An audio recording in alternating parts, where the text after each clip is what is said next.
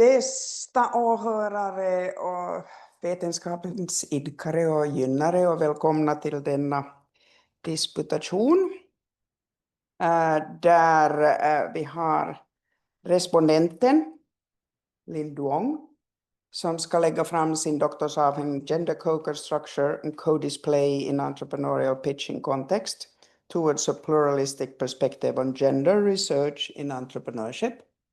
Och som opponent har vi Natalia Vershinina från Audencia Business School, Frankrike. Och jag själv heter Malin Brännback och jag är professor i internationell företagsverksamhet och agerar som kustos.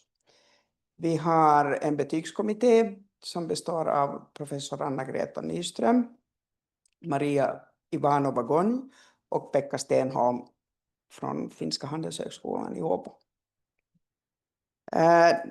Den här disputationen kommer att fortsätta på engelska. So I now switch language. Basically, most of you should know what I said. I'm not going to repeat myself in English. Linh will now have her lecture in about 15-20 minutes that she goes, and then we have a discussion going on, and we hope to conclude in good manners. Enjoy yourself. Thank you.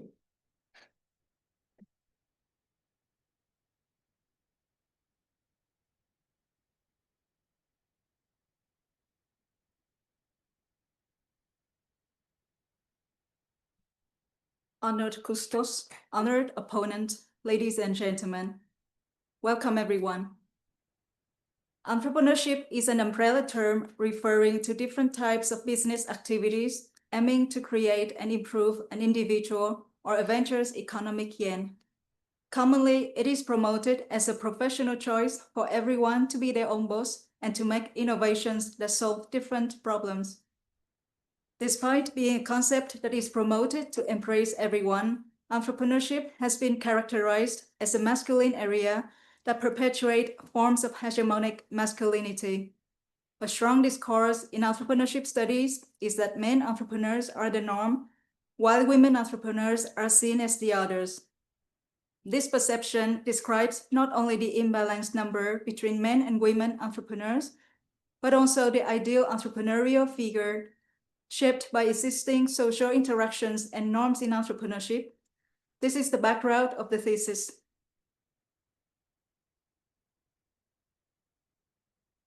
This thesis addresses three research gaps.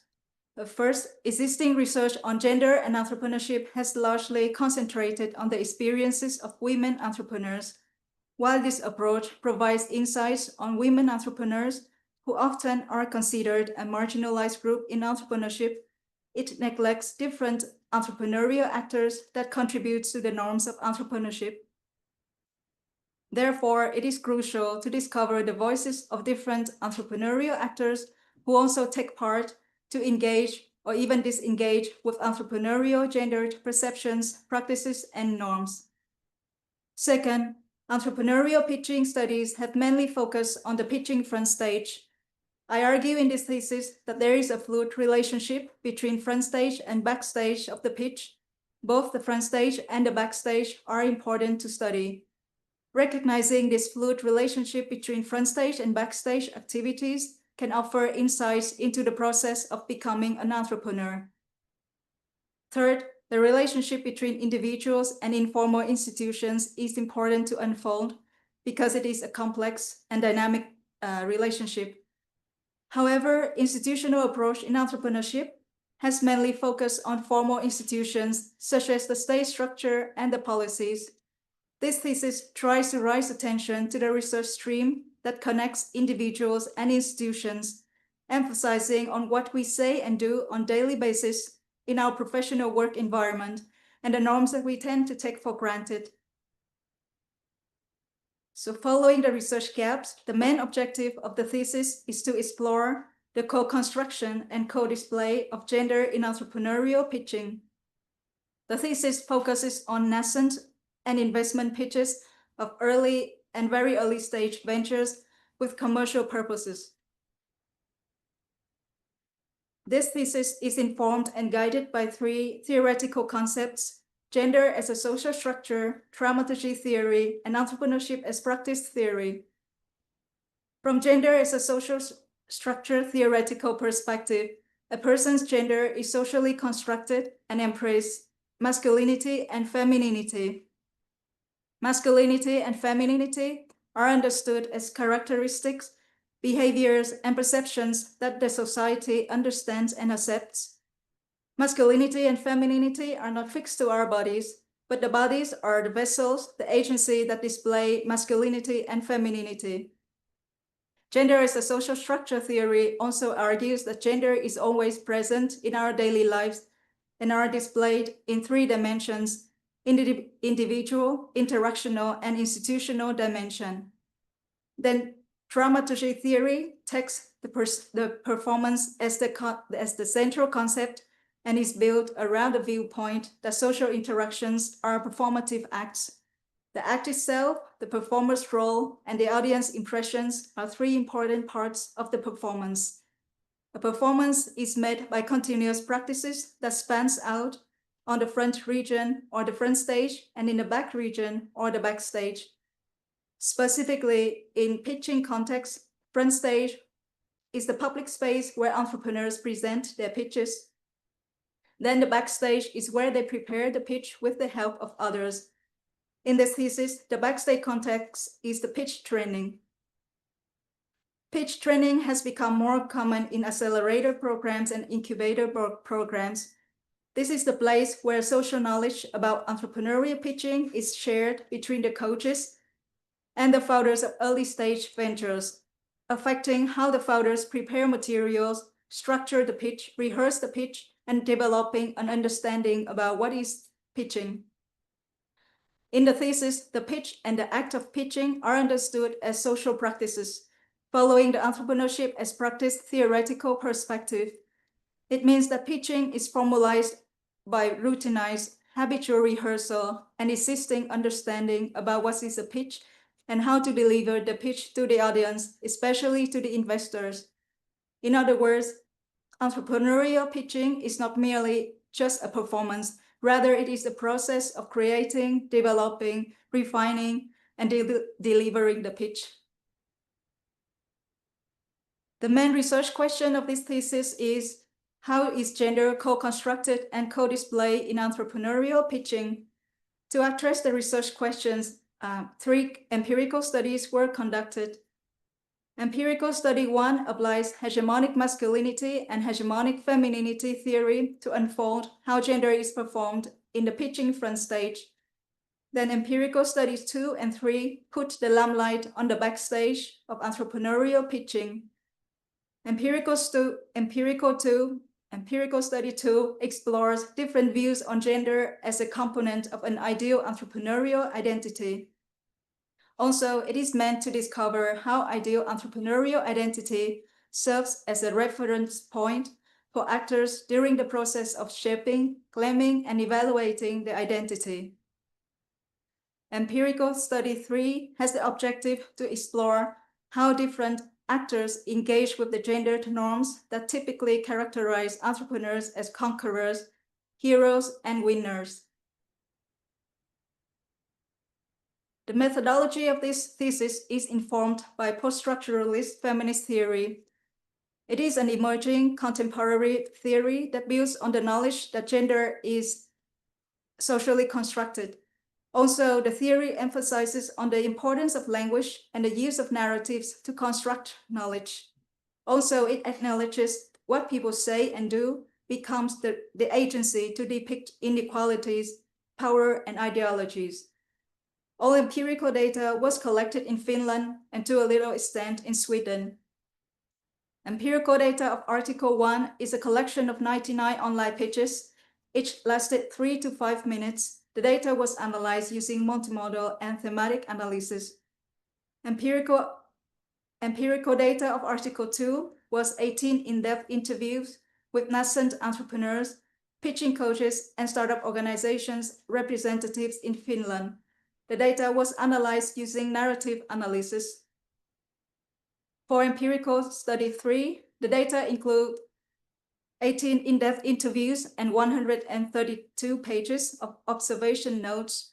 The role of the author was a participant observer who was observing others and taking notes.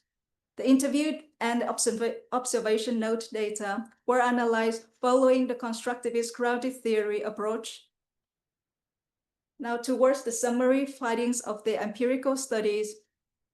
The first study's findings emphasize that both men and women nascent entrepreneurs display hegemonic masculinity characteristics of being confident and competent leaders.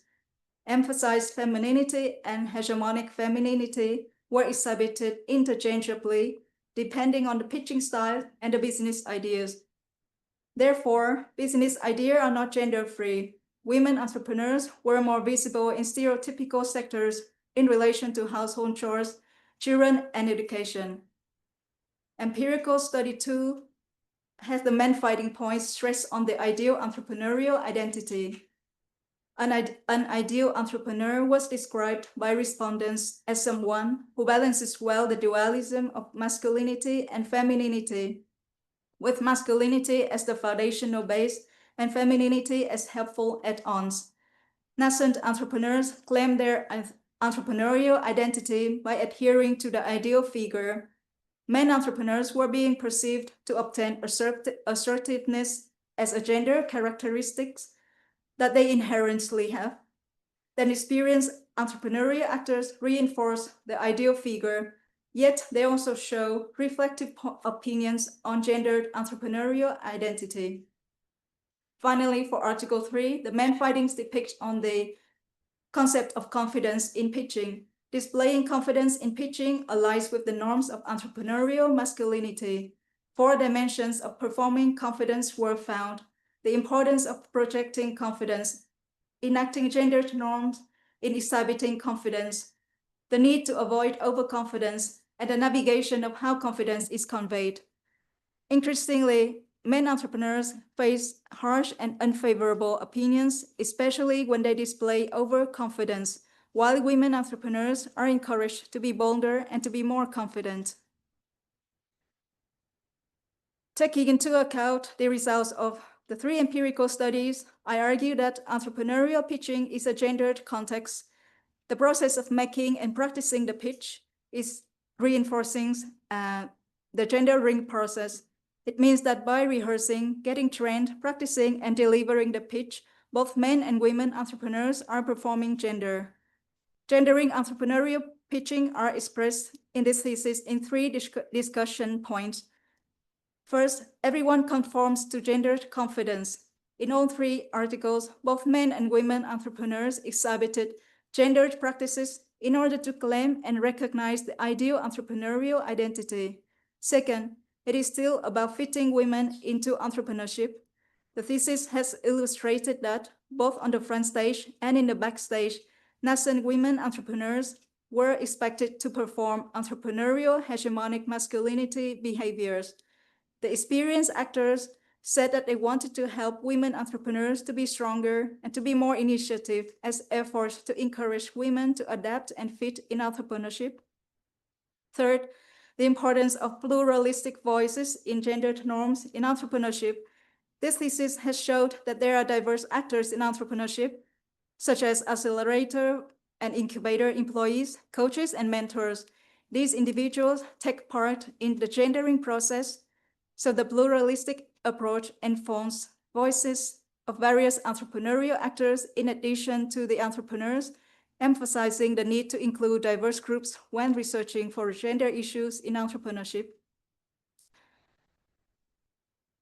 This thesis contains various theoretical and methodological contributions to the academic community. First of all, the research contributes to the evolving literature on gender and entrepreneurship, particularly through the lens of feminist theory, which recognizes gender as a socially constructed concept.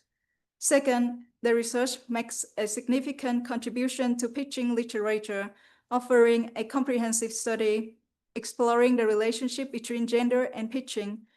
Also, the thesis demonstrates the concept of entrepreneurship as contributing to research using dramaturgy theory.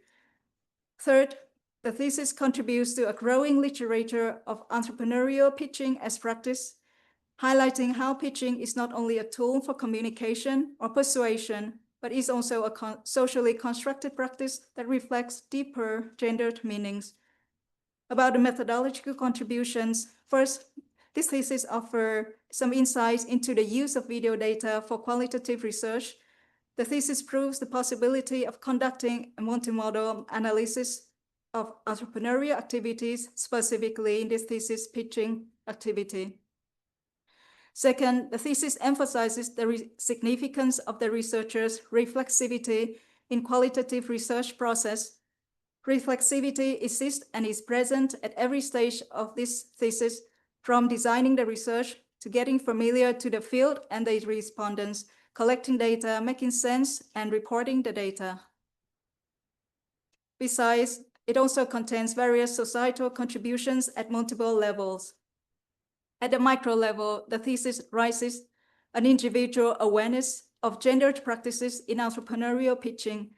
The research can help practitioners to better understand how masculine discourses shape interactions and decisions of both experienced and nascent entrepreneurial actors. At the interactional level, the thesis encourages open discussions about how entrepreneurship can benefit women entrepreneurs, rather than focusing on how to make women fit into pre-existing molds.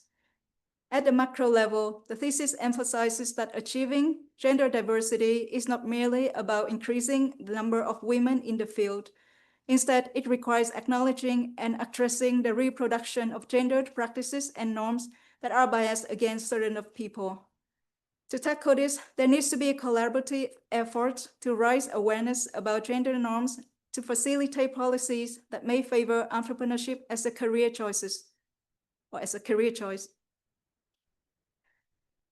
Reflecting on the limitations of the thesis, to look into the future, I have some suggestions for future research. First of all, the interview data of this thesis consists of more male respondents than female respondents. This partially reflects the dominance of men in entrepreneurship in Finland. Critical studies on men and masculinity in the future could unfold the intersections between entrepreneurship, men, and masculinities. Second, future studies could consider removing the binary standard and further exploring more diverse groups of people to contribute to the knowledge of social practices, gender, and entrepreneurial identity. Third, as there are various types of pitching, future research could explore the interplay between gender and different pitching contexts, such as crowdfunding and angel investment. To continue, fourth, while language has been explored in international business as well as management and organization studies, entrepreneurship has not taken on language ideology theoretical lens. Future research, which in the future more empirical data could be conducted and more studies could be made to expand the interplay, the relationship between language, entrepreneurship, and social constructs such as gender, which might explain how entrepreneurship benefits some individuals while excluding others. Fifth, this research demonstrates how multimodal analysis could be done in pitching. Beyond pitching, future studies could explore the application and the advantages of this of multimodal analysis to enhance this methodology's rigor. Finally, aligning with pluralistic perspective, this thesis joins the growing force that advocates for inclusivity in entrepreneurship, where non-conventional entrepreneurs could be given much more attention. Particularly, it would be important to investigate alternative pitching techniques used by non-conventional entrepreneurs, as well as their journeys, practices, challenges, and growth. In conclusion, this research explores the complex dynamics of gender in entrepreneurship, focusing on how gender is co-constructed and co-displayed both on the front stage and in the backstage of pitching. The thesis encourages for better awareness about gender issues in entrepreneurship, enabling actors to reflect and initiate changes. This thesis is an example of how pluralistic voices are powerful, important, and can depict more in-depth nuances on the topic of gender issues in entrepreneurship. Through this research, I want to support and advocate for future research directions that adopt the pluralistic view when we study gender issues in entrepreneurship. So now I call upon the opponent appointed by the dean to make any comments that she finds my dissertation gives rise to. Thank you. Thank you, Linh, for providing such a good summary. I want to start by addressing the audience and saying that this is an excellent quality thesis. I've read it with delight, and I'm very happy to be here as part of the public defense and to be part of your journey. I think in terms of the focus on enactment of gender in entrepreneurial pitching, the thesis really addresses a critical issue and a growing area. It contributes to the growing area of inquiry around gender and entrepreneurship. And understanding how pitching is done as a practice, particularly socially constructed practice, through the social norms, how different institutional frameworks are influencing this, as well as really kind of digging into the dramaturgy of the performances that individuals engage in, is indeed a novel kind of area, and it's worthy not only of investigation, as we can see within the thesis, 3 peer-reviewed, high-standard articles have been produced and are presented as part of this submission. The subject is really well defined. I am quite excited about how you bring in the concepts of front stage and backstage and truly make the invisible visible. Maybe not all the invisible aspects. There might be more to be done in this area, not by you, you've done your work, but by others that could get inspired by this particular aspect of the work, but really bringing the invisible aspects to the fore and identifying the core issues is quite brave, and it's something that I applaud. I also think that kind of really bringing the novelty around the dimensions of studying how gender is enacted and reenacted, how gendered norms and gendered behaviors are reproduced and sometimes obscured and can be unmasked if given an opportunity to, through specific choice of research methods. Again, for me, this was a very political choice, and I'm delighted that you've done it. There is clear conceptual clarity in this piece too, because indeed you're right that Goffman's thinking around dramaturgical concepts, as well as kind of linking it with the Risman's concept of gender as a social structure, indeed provides us a frame upon which to hang the research question overall for the study, but also specific research questions that you target at different levels, at the individual level, at the level of kind of identity formation, and going beyond towards more institutional level. I like how you define your terms, so this is very straightforward. I have some excitement around the different methods that you've used, and particularly in the thesis, you provide us a very clean version of the choices you've made around method. I hope during the discussion we will dig a little bit into what actually happened and what was behind the scenes, and why did you end up with an interesting sample. And kind of this would be quite exciting. For me, the use, I get super excited when I see work that is using narrative analysis. To me, this is one of the most fundamental methods that qualitative scholars appreciate, and kind of you are able, therefore, to reveal some of the intricacies of this invisible stuff that gets hidden, that gets sometimes shoved into the throats of individuals that have to perform things in a particular way. And I think your methodological choices were excellent. There are, of course, some questions that are left to discuss. I would welcome you to take a seat, and we maybe have an informal discussion around some of those issues that I've identified. I did highlight the thesis in multiple stickers. I hope we are not going to ask all of those questions, because during your presentation, you've covered some of these points already. but I hope you will enjoy this moment. Maybe we will start with some of the more straightforward questions that are more general around the motivations for studying this specific practice. So what were your key motivations? How did you end up studying entrepreneurial pitching? Yeah, thank you for the questions. Let me trace back 5 years ago. So there was a personal motivation, and I think along the way I have found a little bit of the kind of like a professional motivation, like the need to provide some awareness to practitioners as well. But 5 years ago, my personal motivation was studying something related to entrepreneurship, and it is a personal story as well that when I was a master's student, I attended entrepreneurship events and side events, as it was promoted as a professional choice for everyone. In one of the events, I think it was about female investment in entrepreneurship, and I saw there were like at least 2 speakers.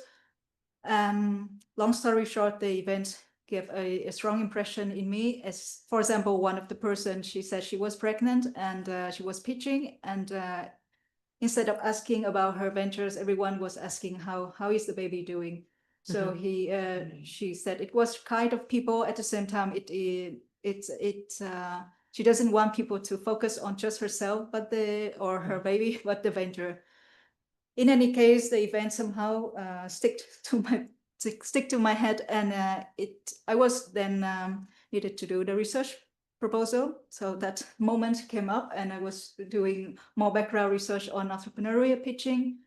And actually, there was a lot of figures on the lack of investment for female teams, especially here in Finland and Nordic as well. So that was the personal motivation. And along the way, I think. So I can see what may have sparked the kind of the start of the seed, put the seed in your head on what this PhD would look like. I think it's very interesting, but now if we kind of look at the moment 5 years down the line, and we look back at what were the key surprises for you in this process, what did you find that you really did not expect to identify in your data, in your interactions with your subjects in general? Yes, I think one of the first key surprises to me when I talked to people were one of the first sentences, either from the let's say pilot interviews or just initial interviews that I needed to do in order to understand more about the field. A lot of people were saying that but there is gender equality here in Finland is really high. We have female entrepreneurs, we have females in the scene, we have women entrepreneurs, we have women everywhere. They get equal pay. So that was one of the opening sentence they were talking to me. So it took a lot of time to open up, to discover what happened in the field, etc., etc. So I think that was the first key surprise to me, and it kind of posed a challenge as well. I was asking myself, then if there's nothing wrong, then what do I do with my study? I think the second key surprise was more or less the appreciation to the respondents, because to them, they were just sharing information to me, but to me, it was some of the key things that they said actually sparked how I designed the research eventually. So for example, a few people did mention that, when entrepreneurs are pitching, they know what they're supposed to say. It is like a stage that we go to perform something. It doesn't mean that it doesn't mean that they are like that. It doesn't mean that there are always oppressive men like that in real life. So that was interesting to me. So I thought to myself that then I need to study what happens in their daily lives when they prepare for the pitches as well, because if I just study them on the stage, then that's the version of themselves on the stage. And then I had to search for theory, and dramaturgy theory came up, and I think it was like a good match. Yeah, very interesting indeed. You're right that the majority of studies that we see that look at entrepreneurial performances, they only see the visible act. and they're judged on that basis. And a lot of studies are doing this, but what you've done is very interesting. When you started, the state of art of theory was one state. Now, 5 years down the line, if you look back, what has changed? What do we know beyond what you found? How has the field progressed? How has the field progressed? I think that's... Is it easier to talk about inequalities embedded in different systems and structures, or not? Is it still quite difficult? If we understand the field as in the practical field, I think, at least in Finland, I've seen more and more efforts to bring women's voice into the picture. So it's one step to acknowledge that even though we have women's representatives, they are still the tokens. First of all. Second of all, they're still besides, or maybe in practical field, besides or beyond pitching, which I think they consider it as a obvious action, obvious skill that entrepreneurs should have. Then beyond pitching, there are like more dark issues, such as harassment, that need to be addressed as well. So I think that's some progress in the field. In relation to theoretical field, I think I've seen, perhaps it's also subjective as well, I've been attending more gender tracks in conferences, but I think there are more studies taking on gender perspectives, both in quantitative studies and qualitative studies, then also experimental studies that explore how to depict something that qualitative studies find it hard, or quantitative studies find it hard to depict as well. So I think the field is progressing. I still see a lot of studies that we do in the field of gender research in entrepreneurship that focus on women. But I'm glad that now there are a lot of calls for research in different contexts. So one way to improve or develop the field is also women entrepreneurship in different contexts, non-Western contexts. But I do think that it's also important to study, to have critical studies on men and masculinity as well. Excellent. So this kind of leads us slowly into what you've done. So you have very good awareness, you have been following the field, you have contributed to the field yourself with your 3 particular papers that you're presenting, but I know that you've done a lot more work than that outside. But I want to maybe start with an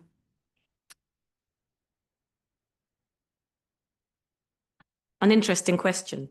So you've made a specific choice around focusing on entrepreneurship as practice. Why didn't you focus on process?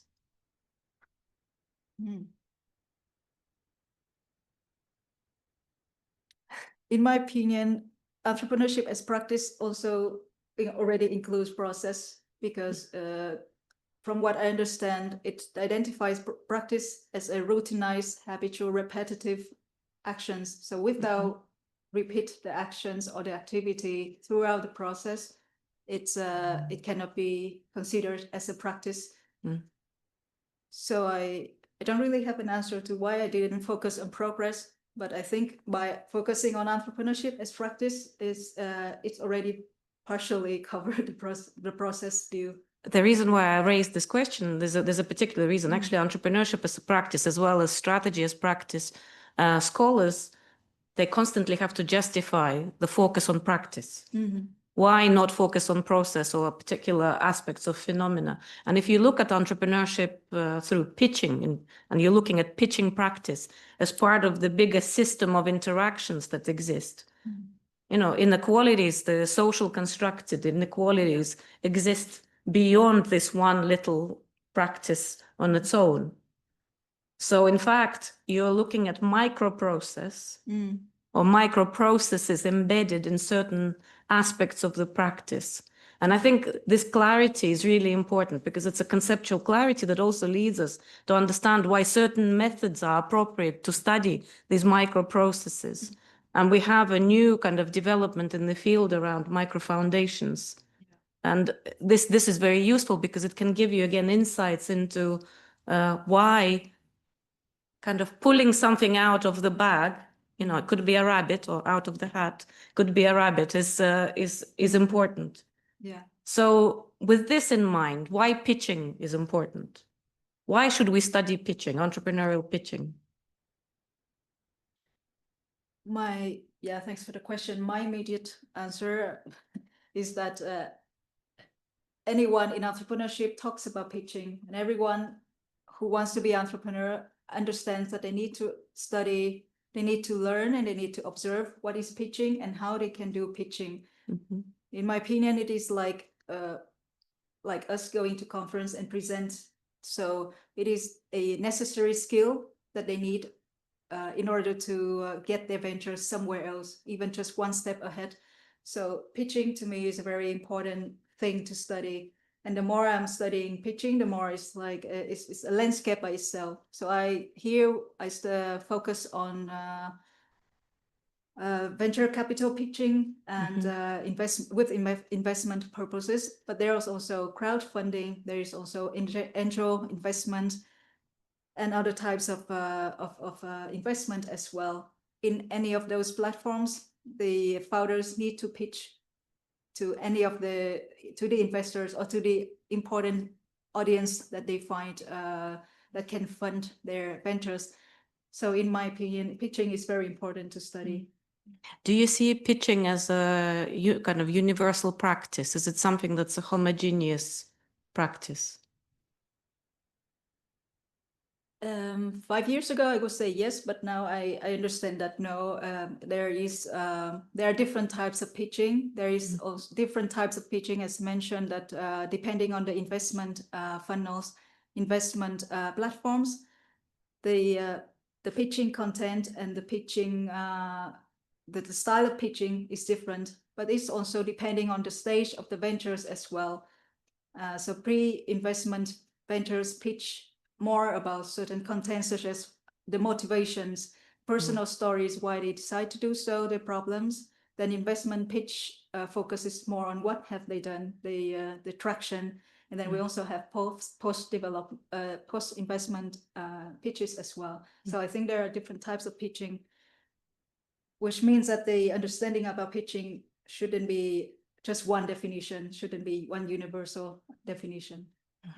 Very interesting. So I would assume that pitching would be different in different cultures and different country contexts. Yes. It will be also changing over time. So over the 5 years, the pitch that you would have seen 5 years ago, that would be the winning pitch, would be very different from the pitch that you will see now. That will be the winning pitch that will get funded. The context around the pitching also changes. Yeah. The participants are changing. The focus on certain kind of aspects of investable ventures changes too. Yeah, indeed. So how do we fix, as scientists, as researchers, how do we fix the goalposts in the context that is constantly moving? What did you manage to do around this? How did you manage to fix the goalposts so that you can actually have, you know, a study that makes sense, the data that makes sense, that has coherence? Yes, I think one of the key points for studying it was to identify what type of pitch and what type of investment channel we're talking about, which again, I have become more mature in that. And the clean version of the thesis was more like, this thesis focuses on nascent ventures and nascent entrepreneurs. So I think, first of all, identifying what type of pitching and what type of the stage of the ventures and the investment channels would be helpful to study pitching. Second of all, it would be best to consider having longitudinal studies, where that was what I would do if I have enough time and everything. Follow an entrepreneur throughout their journey and taking notes what difference in the pitches, what happened in the first pitch versus the latest version that he or she is pitching, and how the person has changed over the months, over the years as well. Yeah. That is very, very interesting. And I think this is, you know, if you were probably to continue, you should pursue that direction and also pursue the social constructed dynamic view Yeah. of pitching as practice. Yeah, that was what I tried to do with the pitch training sessions. I got access to 2 years. However, the setting was changing as well. In the first year, I participated. It was done online. The second year was done with physical setting, and the different settings also affects me as a researcher, how my experience to see people, to see how they act and talk to each other as well.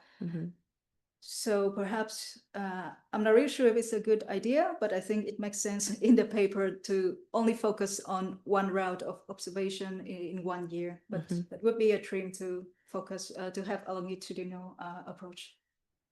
Because I think what you'll find is that the backstage changes a lot. Yeah. Or there is less input needed in the backstage and more input needed in the front stage, because it's the front that gets kind of the judgment. Yeah, it's quite interesting. I think there's something here that you can explore maybe in your future work, you know, when you do your postdoc. Okay, so let's put that aside. I would like to tackle a little bit the claims in the thesis around gender socially constructed practice, and specifically what you kind of discuss really beautifully around visible and invisible gendered social practices. So, you know, for the benefit of the audience that haven't read your thesis, what are the visible and invisible gendered social practices within pitching? Yeah. Just one example of each would I think so that we're talking about 3 papers. So the first empirical study that I want to do, or I already do, is on the front stage. And then when people are pitching, one of the gender, one of the social cues about gender that usually picked up is on the gestures. A lot of times people speak or talk with the same script.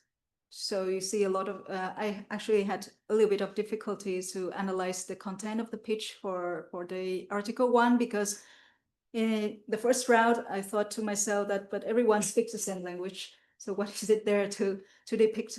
But the gestures was different. First of all, women were smiling more. Then second point, and I'm jumping back again, sorry, on the content of the pitch, women were pitching more for impact, for ideas that create impact, usually social impact. And second, they pitch more for the ideas that are that stereotypically associated with women in daily lives, about household chores, what my grandma did, now that inspired me to be an entrepreneur, children and education. So that was one of the few details that could be depicted. Then again, in the backstage, in the pitch training sessions, it is subtle. At the same time, from what people tend to pick as their venture's idea, the coaches at times also advise on what to do to the pitch. For example, one of the thing I remember was that one of the coach advised a female team member, all-female team, since you are pitching for a food product and you have all-female team, what about wearing a shawl rather than a t-shirt? These guys are doing t-shirt. T-shirt is boring. So you will have product placement, you will have the product sample, and you wear the shawl, and it's gonna create an impression. At the same time, as I mentioned in the thesis, and I argue that this point is like encourage women to behave and to speak in a more hegemonic masculinity way, is that to guide or like to advise to everyone, is the advice to everyone to be clear. You need one charismatic person on the stage.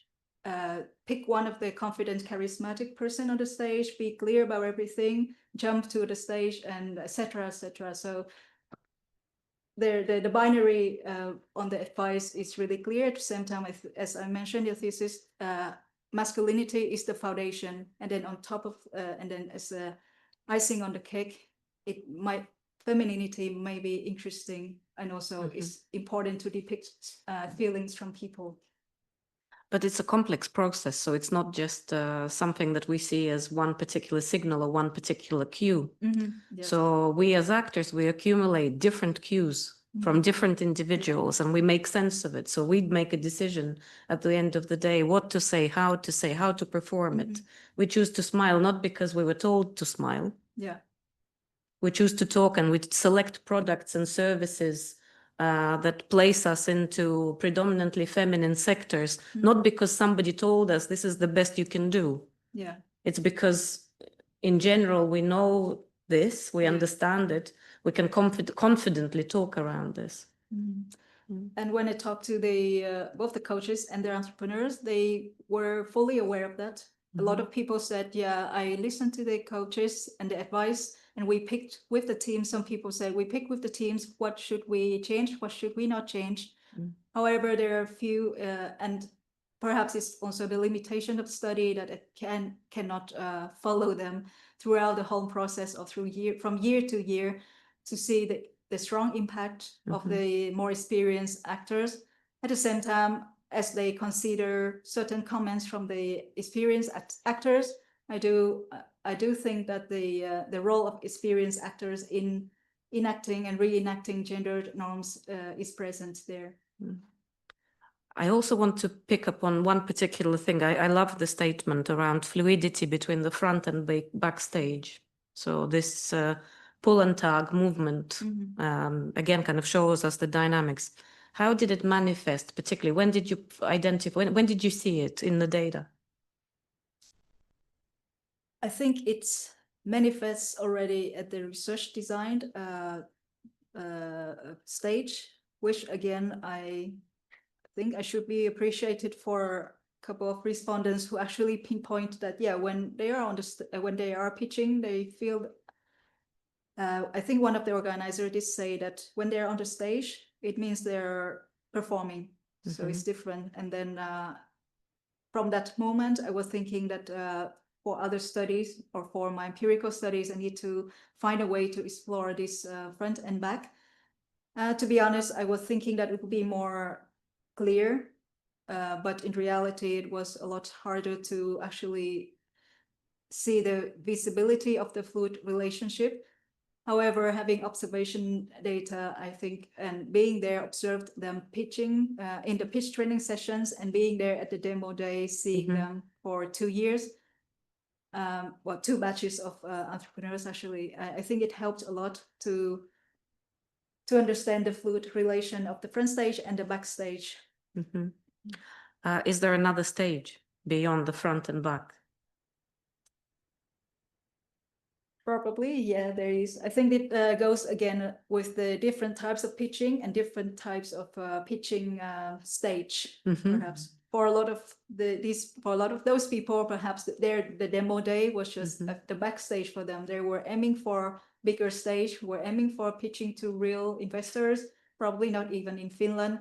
So the demo day was probably their backstage to prepare for the front stage. So there are like layers of stages.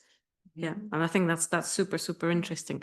That leads me to another question. So one of the bigger claims that you make in the thesis is that this thesis about co-constructing and co-display of gender in entrepreneurial pitching. So who is involved in this co-constructing and co-display? In my opinion, the people who participate in co-construction and co-display are both women and men, national entrepreneurs, and the men and women experienced or more experienced entrepreneurial actors. So specifically, we're talking about the coaches and accelerator programs, organizers and representatives. Those are the people I was interviewing. So specifically in this thesis, but at the same time, I think what I haven't managed to figure out or to include in this thesis is the role of the investors. They were not present in the training. They were not present in accelerator programs, but all the times they're like the elephant in the room. Everyone was talking about the investors. In order to impress the investor, you need to do this. if you are pitching to the investors, you need to do this and that. So the investors were always there, but I didn't manage to talk to them. That's probably one of the study that I want to do in the future, if I can. I think it would be very interesting to see what the elephant in the room has to say about this topic for sure. You have chosen to look at gender social construction, kind of theoretically. In gender work and organization, there is another very potent literature. And I wonder whether you are familiar with this, gender scripts. Unfortunately, no. So maybe this is something you might want to explore, because I mean, I was thinking that there is a potential way to maybe develop, because you have identified that entrepreneurial pitches are almost the same. I see. So there are scripts there. Yeah. Is there convergence, you know, like for the overall cohort? Do you see it as one script? Or is there other differences in terms of the different scripts, and are they gendered? Yeah. I wonder. Yes. That was thanks for recommending the theory. I will check it out. One of the idea I had was to analyzing the script. So over the week of 3 months, how have the pitch has changed. It might be it's really interesting, but it might require me one route of ethical reviews, because I am using their script over the weeks, even though I will probably I will need to delete every all of the details that can identify the ventures, etc. But in Article 3, at least I think there was one example that I depicted, that there was the all-female team. They started their pitch with a question, and the coach was saying that in general, instead of pitching with a question, you should pitch with a bold statement. It may be subjective, but in my opinion, they did change the script, and moving on, they were saying something. Their opening line was a statement rather than a question. In another pitching session, so later on, another coach commented on their pitch, like, I really like it. I like your way of starting it. If you go with this, if you continue to be doing this, do it all the way. Dress up in a certain way, impress the audience, etc. So in my opinion, the script they changed the script according to what the previous coach commented. And it's related to how the script can be gendered. And I think the gendered scripts also really link well with Goffman's performances, so multiple performances, because we're never performing the same script, or we're constantly trying to improve our performances. We're never there. Our identity is changing after each performance, because we select certain aspects that we keep for ourselves, whilst discarding certain aspects that no longer make sense in the moment. And I think this is very interesting, particularly for women that are looking for themselves because they don't fit in the norm. So they're constantly looking for aspects, shards of identity to be replaced with, you know, cues that they get from the advice. And so, in fact, there is a transition of the script. It's pretty. It's pretty. I mean, I think that's as an idea, it's very, very interesting. Okay, I've asked that question already. Okay, another one that might need a little pause and think. How else could you have explored entrepreneurial pitching if not through dramaturgy? It might need a pause. Some water. I think you already mentioned, or I think you already helped me to hint a few of them: gender script theory and process theory. Or I think even if I can continue to use entrepreneurship as practice,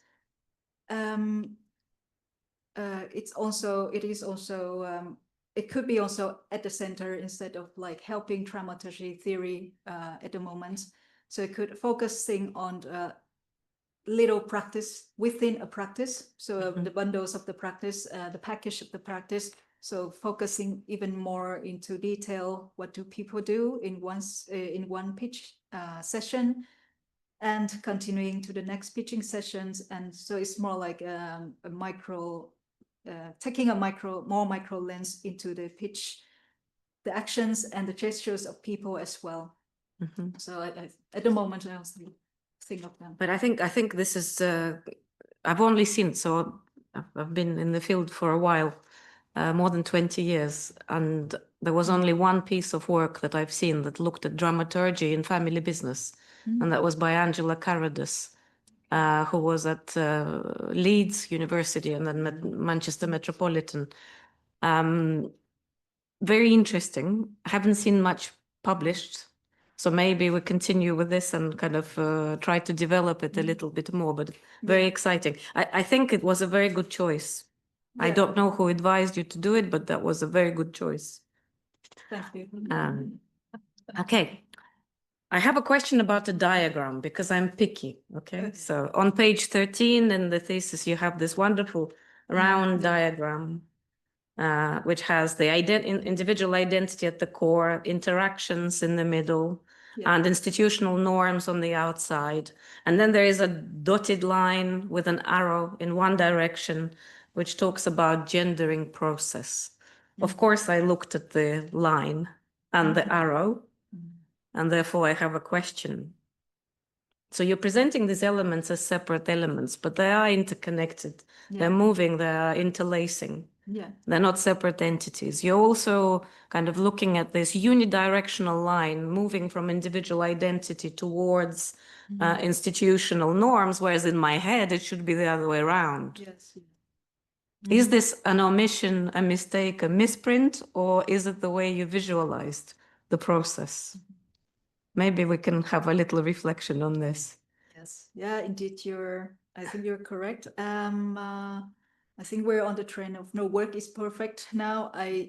When I did the diagram with the thesis in mind, I think one way, like the arrow at the moment, it also works. At the same time, yeah, if I do it again, I would put the other arrow as well. So institutional norms affect how we interact, and the shaping and the constructing of the individual identity. It's a circular. Yeah, it's a circle. at the same time as we shape and we change and we maintain and change our identity, it also affects how we interact and how we actually, do we talk about the norms at all or not? So I think that is a two-way road, to be honest. I think this is very interesting because I think again there is something here that could be revealed through your studies, through your multiple papers. For me, in this particular diagram, I could see kind of what was happening in the thesis later on when you introduced the very briefly, the concept of habitus from Pierre Bourdieu, and I wondered at that moment whether using the concept of habitus and also the concept of the field would have helped you, without using dramaturgy, to reveal almost the same findings. I think that's a very wonderful idea. I only mentioned about entrepreneurship as practice, as in exploring the bundles of practices. But of course, habitus is always at the background because they do it every week. If anything changes over the week, it's they create new habits as well, new routines, or maintaining the routine with new things. So I think that's a very wonderful idea, which I didn't think of. No, but I think you kind of have the seeds of insight there. You just need to pick it up and put an envelope around it. Because I think again, there is a piece. So Bourdieu is very popular in entrepreneurship studies. I know that the jury will agree with me. There have been a lot of work that used the habitus and field, but nothing specific to entrepreneurial pitching. That would be very interesting to reveal. You shared with us this circle diagram with the dramaturgy, the entrepreneurial pitching as practice, and gender social structure. And within the dramaturgy, one of the key aspects, I mean, of course, we have front stage, backstage, which is really well developed, and not only in the articles, but also in the thesis. But there's also roles. So these are gender roles or different types of roles that individuals take. And there's a third dimension, which I found quite fascinating, around impressions. There isn't much written on impressions. So what is the role of impressions in this gendered process of entrepreneurial pitching? I think This is page 22. yes.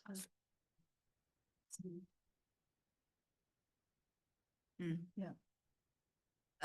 Impression in entrepreneurial pitching, again, I think it's the elephant in the room, is usually the investors' impressions or important audience impressions that affects how the pitch training is organized, is discussed about.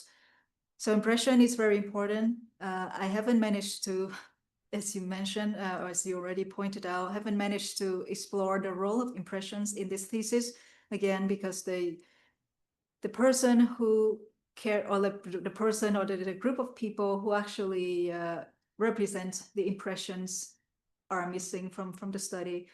However, from this thesis, the impressions of people who were present in the pitch training sessions were also part of the impression. And I think when they, especially from the more experienced actors, when they enter pitch training sessions, they put the hat of the investors on. So they speak on behalf of the investors. So that forms their comments and their advice as well.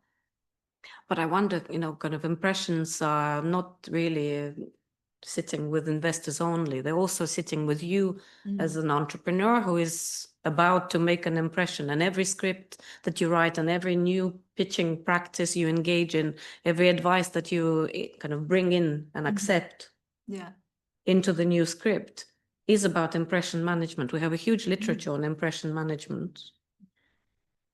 And I wonder, again, there's a link, there's a potential kind of way to deconstruct the narratives where you could reveal the intended impression that you're trying to make, part of which could be gendered. Yeah, I definitely think so. I think, again, we're talking a new study or a new way to revisit your data, revisit your data. At the same time, I could also, again, I have to stress on the following longitudinal approach. If I could manage to follow the entrepreneurs over the week and discuss and talk to them how they change the script, I think it would be opening up a lot on this self-improvement. So it will just reveal maybe some parts of the elephant, not the whole elephant, but parts, because these are our conceptions of what the elephant is looking for. Yeah, that's true. Not, maybe I'm done with the literature review. We can, you can get yourself a glass of water. And then we move to methodology. I have some questions. I'm quite excited about what you've done, so you can tell. So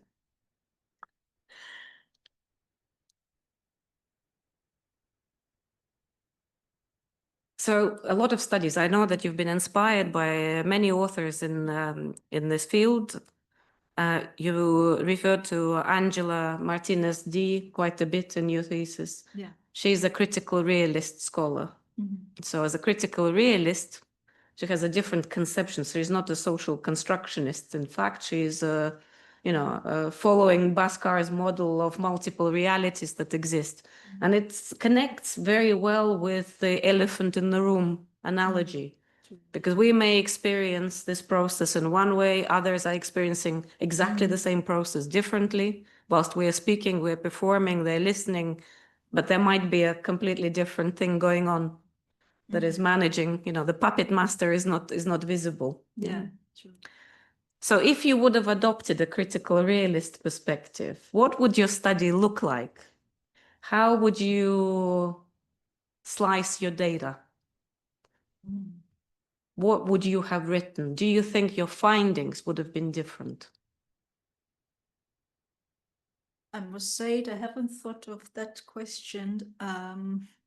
I think a lot of time, or in this thesis, I cite Di Martinez to mention about her call for including diverse actors into the plural, as I mentioned, the pluralistic approach in seeing and researching how social constructs are important in entrepreneurship.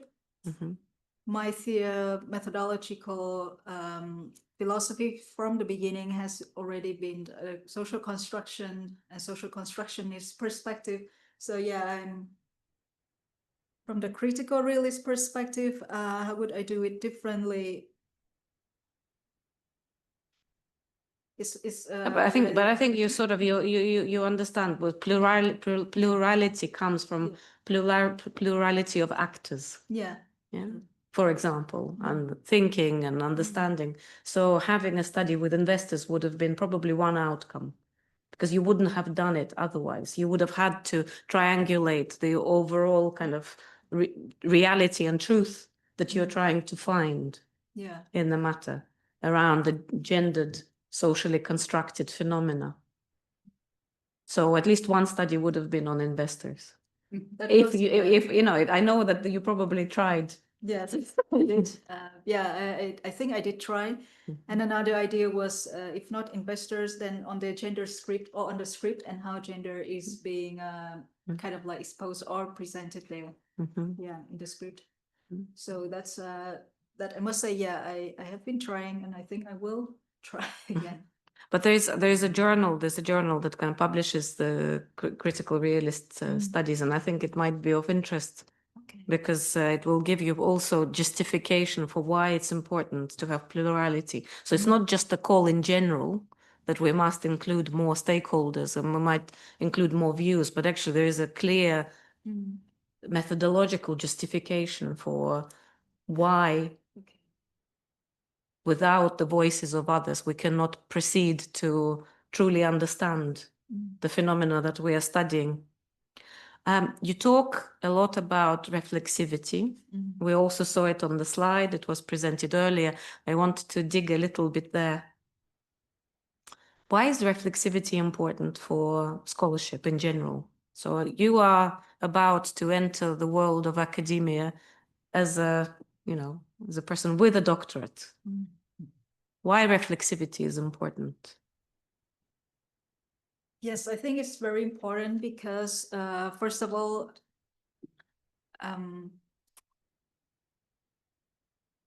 think about how to construct it. But I think we enter the field, we come to study about phenomena, social phenomena. We interview people, we bring ourselves into it as well. So our reflections, our self-identity and reflections on what happened, and then brings back to like, how do I understand this?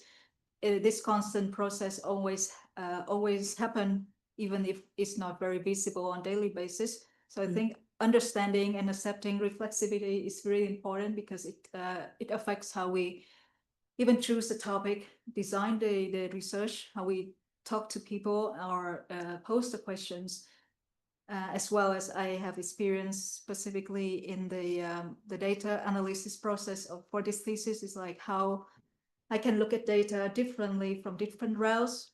At the same time, because I was there in the pitch training sessions, I also noticed like how I look, how I analyze some data, having a more critical eyes or less critical eyes. I'm like, and I was questioning myself, what am I doing? How do I, how do I do this in a way that's still me, but at the same time more on the like bring out the rigor of the data. So I think it's really important. Yeah, I struggle with this. I mean, even now, because I think it's interesting where we come from. Our socialization, our positionality defines the way we see the world.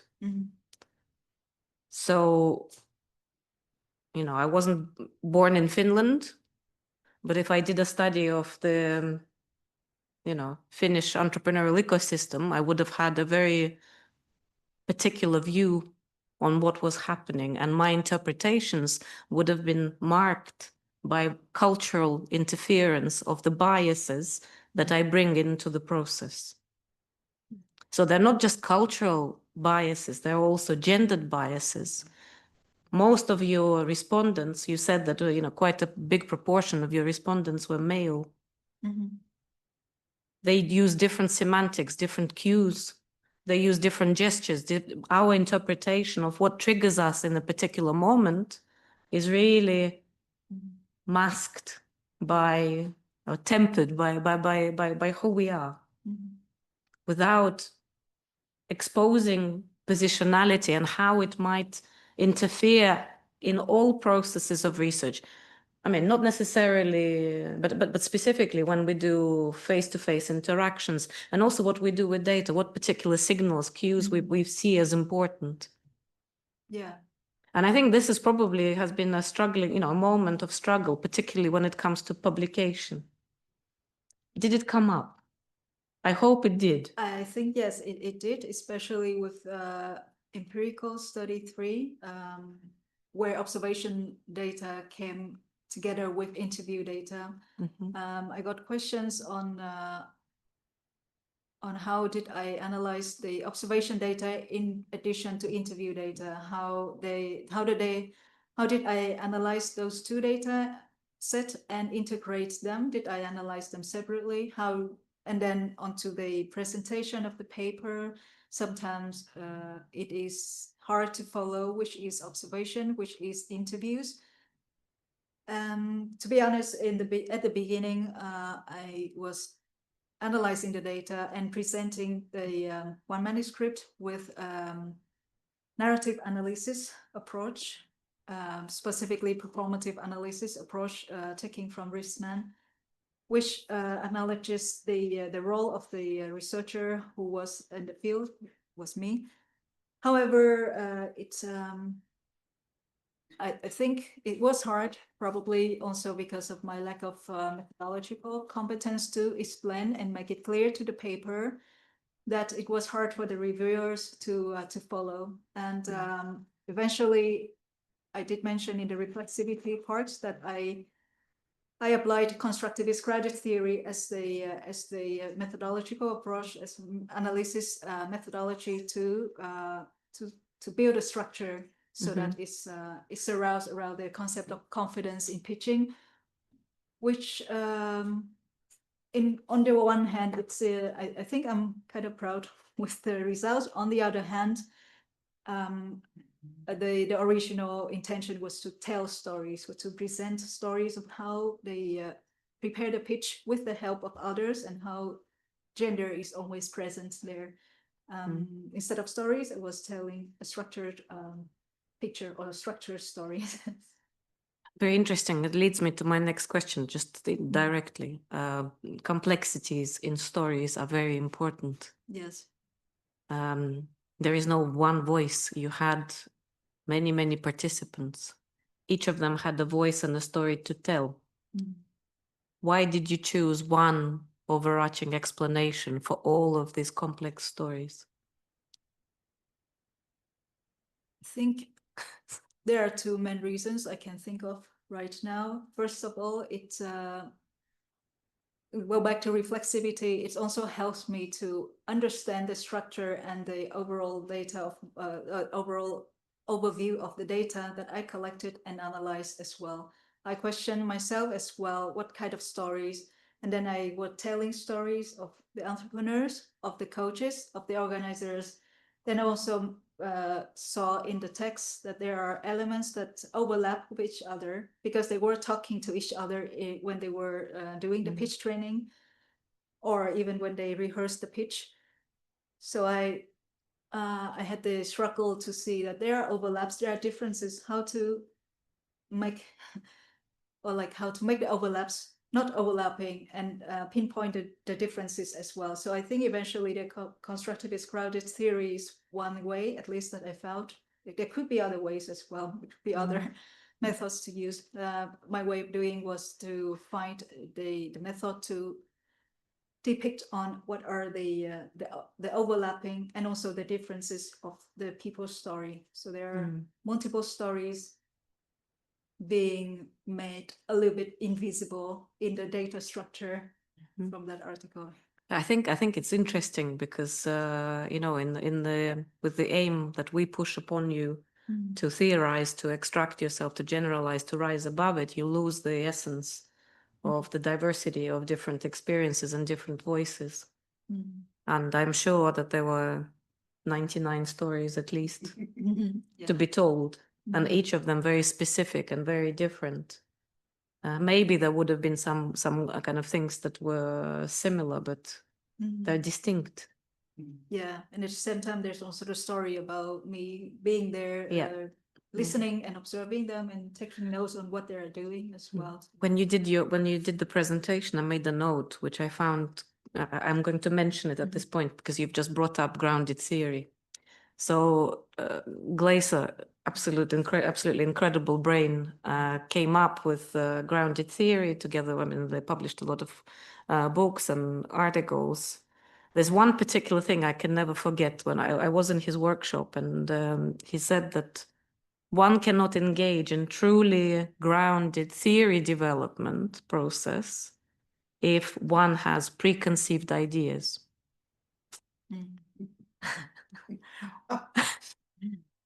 I thought I'd mention this. This is why I never published, after that workshop, never published anything with grounded theory in it. Because there was absolutely no way I could defend in writing my third paper that this was a grounded theory. Yeah. I mean, it's an interesting one to think about, maybe over drink later on and just to discuss. But I think it's such a profound thought that sometimes we select certain things that work for us because we believe that our engagement, like truly touching the phenomena, engaging with it emotionally, understanding it, helps us to develop the theory from below, from the data level. Whereas in fact, you already knew what you knew about what was going on, and you made it fit the data. Yeah. How do you not cherry pick the examples that work for you? How do you not create a narrative, a very clean narrative that provides us with a view that that maybe confirms some of the other things you've said earlier from the participants, which talks about we have as much as possible gender equality here. Because that's you go with it into the field already with something that you already know. It's impossible. It's impossible. I think I agree with you, and also I bring into the field the background that I am, and when I talk to people, I have is again, it's invisible, it's non-spoken, but I could see the approval in their eyes that this person is approved to do gender thesis. I sometimes wonder if I would be a man, how different they would be, open up to talk to me, what kind of different things they would be talking to me as well. So Golubinsky has written a very beautiful piece on this, which is called Gendering the Research. It's very interesting. So it's about how researchers influence, in fact, the data, influence the research process, influence the research design, the interpretation, and they influence the setting. Yes. With their own gender, with their own ideas, with their own preconceived kind of work. It's super interesting. We don't question this in entrepreneurship often enough, in my view, but sorry, this is a bit of it went off. It happens. Okay. Oh, one more exciting topic to move on to. So one of the things that you propose towards kind of in your discussion when you bring the three pieces that you've published together is this notion of confidence. I found it fascinating. I think it's a big issue. We talk a lot about this. We use role models. We try to copy behaviors. We encourage people to come across through training more confident. Okay. At the same time, we don't do any training for investors around courage. We don't train them we don't encourage them in any way to invest in specific groups of people. there have been a stream of work in US from Babson College that talks about investors, so women investors for women's projects. Yeah. Where do you think this? I mean, do you think confidence is a fad? Is it real? I think at least in the thesis, I kind of identified it as the self-confidence. So partially is something that you build it yourself, and partially is perceived confidence. So how other people, when they see your presentation or someone's presentation and say, yeah, this person is confident, then it goes to kind of like the range of confidence, like, and that's when gender kind of come into the picture. So self-confidence and perceived confidence when it comes to women entrepreneurs, the coaches and the organizers especially mentioned a couple of times, and they highlighted it, that we want to help women entrepreneurs. I think by already say that we want to help entrepreneurs, it links to the point that it's still about bringing women entrepreneurs into this field rather than what can we offer them. We want to help entrepreneurs to be more confident, but confidence in their opinion is the in my opinion, their version of confidence is the gendered confidence that they have been so familiar to, because they've been engaged in entrepreneurship. So confidence means you can jump to the stage, you can initiate the pitch even without preparations. And preparation is something they talked quite a lot about women entrepreneurs. We've seen a lot of women prepare a lot. They prepare a lot, they prepare everything, they have answers for everything. But we need to bring them there. We need to tell them to go on the stage. Instead, compared to very non-prepared guys, they never prepare anything, but they just jump on stage. There's a little bit of kind of criticism there as well. So in my opinion, yeah, confidence is, to the practitioners, is the core of pitching. I agree with you that I haven't heard much about encouragement, investors investing in different channels or different groups of people. But I think for me, when I look at confidence is again a very abstract container term. It can mean anything and everything. Yes. To different people, different cultures. So I think it's problematic.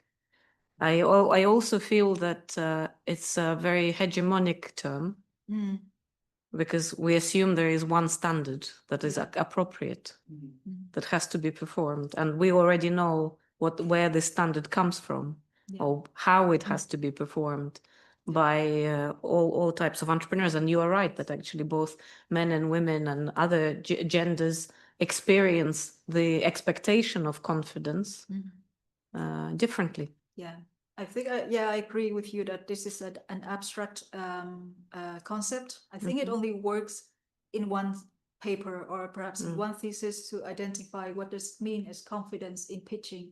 Doesn't mean confidence is bad. Doesn't mean confidence in other field or even in other entrepreneurial activities means the same. But in pitching context, it is the self-confidence and perceived confidence that is affected by gender norms and gender perceptions about what is a confident presenter. I think this is something that we should discuss later, because I think there's a lot of terms like this that we have in entrepreneurship literature that are problematic. Yes. Maybe a few summative questions. So moving towards the end. What do you see as the key novelty in your work? I think you already helped me to point at one, that the dramaturgy theory approach, that as you have more experience, if you haven't seen a lot of work, I think I was about to say I haven't seen a lot of work, but for my journey was only 5 years. So I think we have the validation there. Another point I think is important is, again, the pluralistic approach that I want to bring at least into more research in the future, to actually have the voices of different actors about gender issues in entrepreneurship. So not only women entrepreneurs' experiences, but perhaps women entrepreneurs' experiences from different perspectives, or different entrepreneurs' experiences from gender perspective. Okay, maybe kind of building a little bit on this, and also the statement that you make around, you know, in your contributions, using the words of Alistair Anderson, that entrepreneurship is a process of becoming. Yeah. So entrepreneurship is a process of becoming. Can you reflect back on the journey and pinpoint in what way is entrepreneurship a process of becoming based on your studies?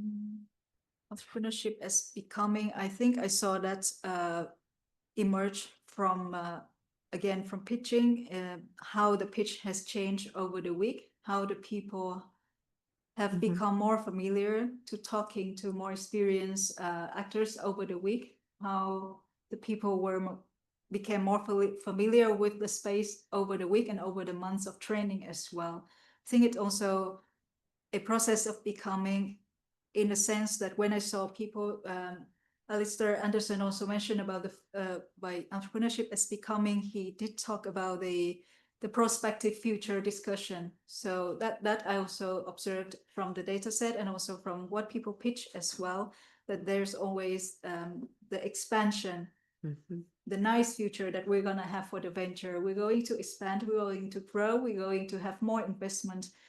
So that detail also depicts the becoming, becoming point.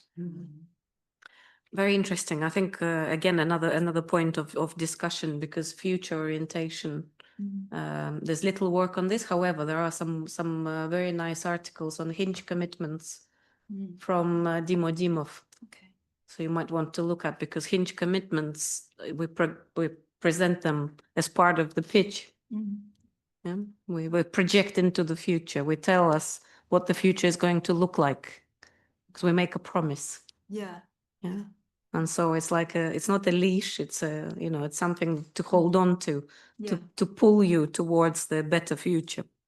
I also had a brainwave at that point, as I was reading your methodological contributions in the final part of your thesis. How would you have incorporated the recent developments in AI into your research design if you were to design your study from scratch right now? Yeah, that's a good question. I think from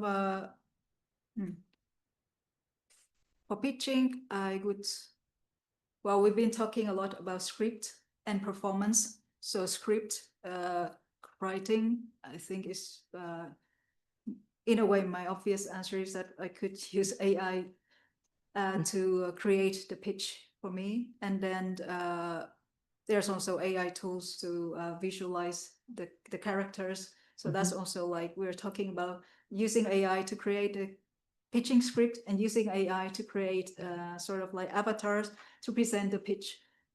I'm not really sure how I would come to the same conclusion, but gender with so it comes a little bit to experimental methods as well. So using AI characters, we can also tease out not only gender, but different other social constructs.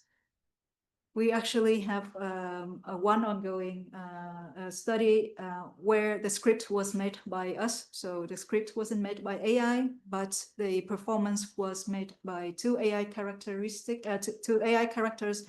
one female and one male. And I collected data from qualitative data from Prolific, and there have been some respondents telling like, I don't like the AI. She's too robotic. But some people do mention some gender elements there. For example, using a female person fits because women tend to women tend to be teachers, and this pitch is about an education idea. We didn't think about it when we designed it. It was just like wanted to experiment gender as in variable in this case, but then through respondents' comments, the concept of using AI and gender is increasing in that sense, that how different respondents give different comments and different comments and feedback about the face or the appearance of the AI characters. Very interesting. So we're not doing a study with AI, but I wanted to kind of reflect on the previous couple of questions too. We find not on gender, but you looking at ethnicity. Yeah.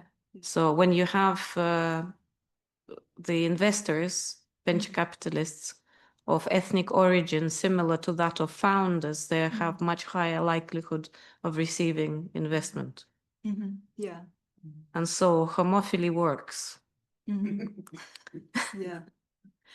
And that might be quite useful to play with in terms of experiments, particularly around AI.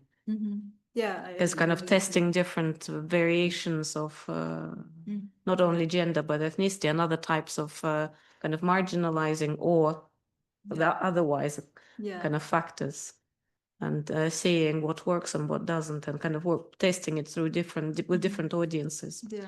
I have another brainwave question, of course I do. How would you have studied, what results would you have received? Would you have done it in Vietnam? Would it be similar or different?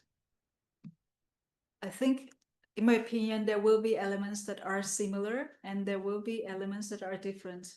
The first and foremost difference thing that I can think of now is that there will not be a lot of people saying gender equality is this and it happens and we don't have gender gaps here. At the same time, I think it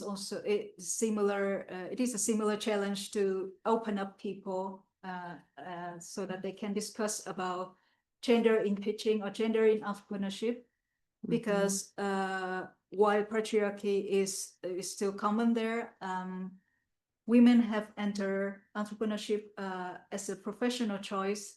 I have the feeling that it's more thriving than here. It's growing because of the economy is growing. So on their daily basis, they might not have felt and experienced the gendered difference experiences, probably because they also accept this is the culture, this is what we do.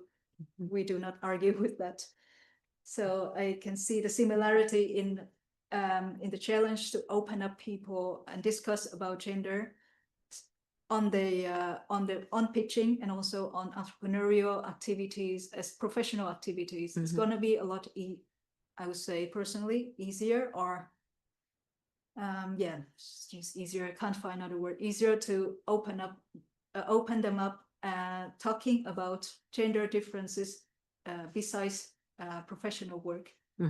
So gender. But I think you should do something around this, particularly as the work that you've done has already been published in journals. You must create some outputs that are going to have an impact on practice. Yes, yeah. That are going to be written in kind of normal, non-academic language that will make sense to people in different parts of the world. Yes, I totally agree. I think it's going to be fantastic to be able to do that. I think still the thesis at the moment stays for societal impact, stays at the level of awareness. So in order to further explore what types of awareness and what is next after awareness, I think that's what I want to do. And also, doing research in different contexts, such as Vietnam. The original research plan that I think I proposed to my supervisors were to go to a startup event here in Finland, in Singapore and in Tokyo, because they also do have the events there. And I think it was too ambitious, to be honest, now that I think of it. At the same time, it would be also interesting, but due to COVID as well, I removed that plan very quickly.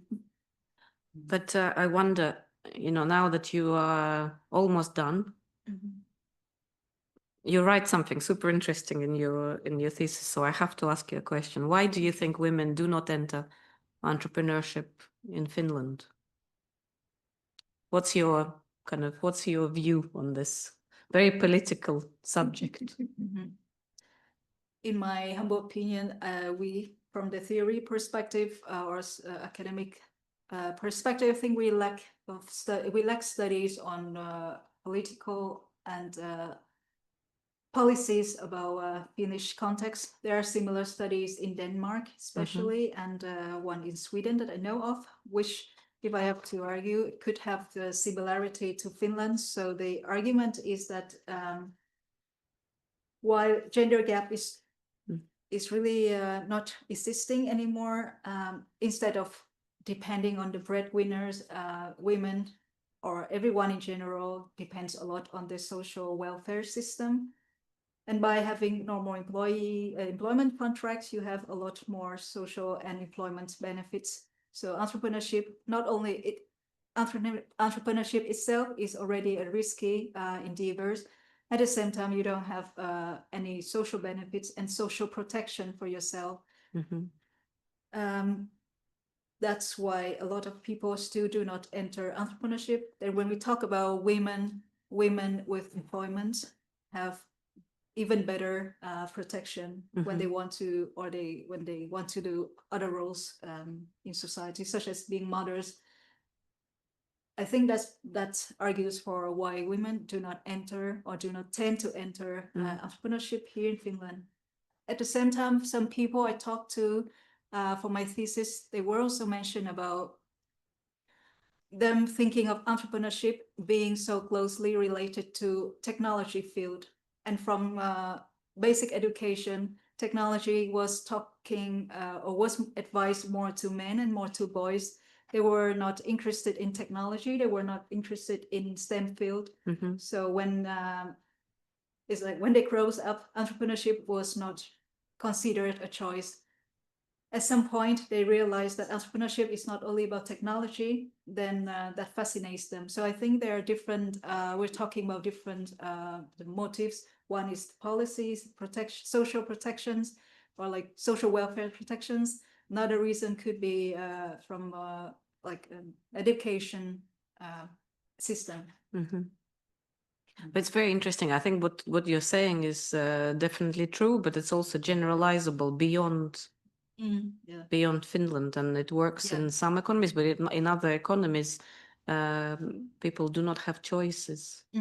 There is no kind of labor market with lots and lots of opportunities to enter, so they engage in entrepreneurship. I wanted to maybe finish on a couple of questions around publications. So you have been very successful. This is very rare. I want to congratulate you on this. It's very rare to have 3 articles already published when you come to defend. And I've examined, I told you earlier, 30 PhD theses, 30. So this is very rare. I wonder what experience, what did you, how was your experience of publishing? What difficulties did you encounter, and who did you go for help? Did you work with your supervisors, with other colleagues? How did you manage? I think there were a lot of difficulties. Perhaps we all know the difficulties, at least for me, from the being in the field for so short amount of time. One of the difficulty was to handle the waiting time without knowing what happens, or well, I think the first issue was actually handling the abbreviations of the journals. That took me 2 years to fully understand what people were talking about with all the JB era, etc. Okay. I was not fully the abbreviations and the waiting time, the comments, but I think I got used to it as well. Who did I seek advice? I think there are we have different social groups, and one of the, on professional front, by working with my supervisors, I think they helped me with how to structure the response letter. And I think that's a really good example of how I can move on, seeing good examples. Social groups as friends can be a good space for venting out all other types of issues that you have. That is probably easier to discuss than the supervisors. And if you were to give one piece of advice to yourself 5 years ago, what would that be? Probably patience and believe in myself. That I probably is also the advice from myself 5 years later as well, that many times or every day I doubt if the direction is the good direction, and if the pick of the theories, the pick of the research design and theoretical concepts, are they good enough? Are they too political? I didn't know 5 years ago that it would be a very political study, because there was also like a rising works and a rising number of articles about gender issues in many in management, in organizations, in international business. So I thought, well, we can do the same in entrepreneurship. Nowadays, I do understand how critical, political it is, and it could be also intriguing, at the same time difficult and challenging as well. So I would say, yeah, have some belief in the direction and some patience. And I wonder, maybe my last question would be, what does the future hold? So what are you going to do with all the work that you've done, with all the skills that you've gained, all the networks that you've developed? What are the next steps? I do have some research interests that I want to explore. So if we're talking about the continuation from this thesis, as we already discussed, the study on investors is really important, or at least one study, looking at the gender script. At the same time, beyond pitching, or still about pitching, there are different types of pitching, pitches in different events, crowdfunding, angel investments. But beyond pitching, yeah, I have also raised some or developed some research interests in certain areas, such as rural entrepreneurship and youth entrepreneurship. And we have been briefly discussed about family business and how gender comes into the picture, especially when it comes to succession period. While I understand that those areas are big, I'm trying to grasp what I can do for my future, starting with at least one project or one study that depicts one context. But gender, yeah, I think it's important to mention that social constructs such as gender, and I do maybe a bit ambitious to want to explore as well ethnicity. And I did mention youth, so generation and age comes into picture. So the interplay between social structures and different entrepreneurial contexts or entrepreneurial activities. But you can take intersectional, kind of perspective. And using intersectionality is very popular at the moment. Yeah. But there might be something else coming, further. I think what for me, what I've taken away from your work is that, despite the fact that the original work was written many years ago around inequality regimes that exist, that continue to exist, and they will probably exist throughout all of our lives, despite the fact that we tell ourselves a very nice story that we've reached gender equality. Because some genders continue to be more equal than others. Yeah. Yeah, I agree. Yeah. So thank you so much for your time and for having this informal chat with me. Thank you.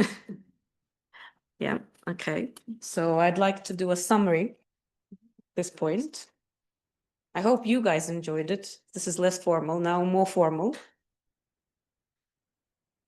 So based on this discussion, we explored many different areas. We looked at the justification, motivations for conducting a study in this area, importance of entrepreneurial pitching as a practice, and how it has both visible and invisible aspects that were revealed through a particular theoretical lens of dramaturgy. Of course, this thesis and the discussion that we had reaffirmed my view that this dissertation meets and exceeds the typical expectation of a doctoral thesis and across all of the criteria. With respect to this dissertation and the defense, I am hereby able to recommend to the Faculty Council that this dissertation be accepted for its aims.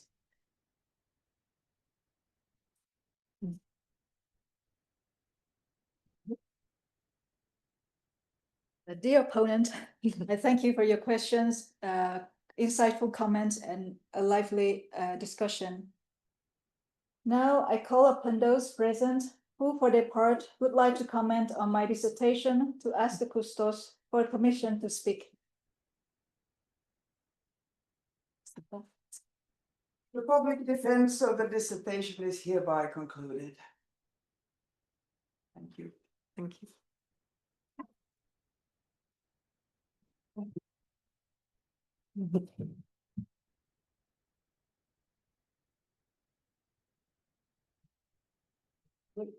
I thought it was good to get some words.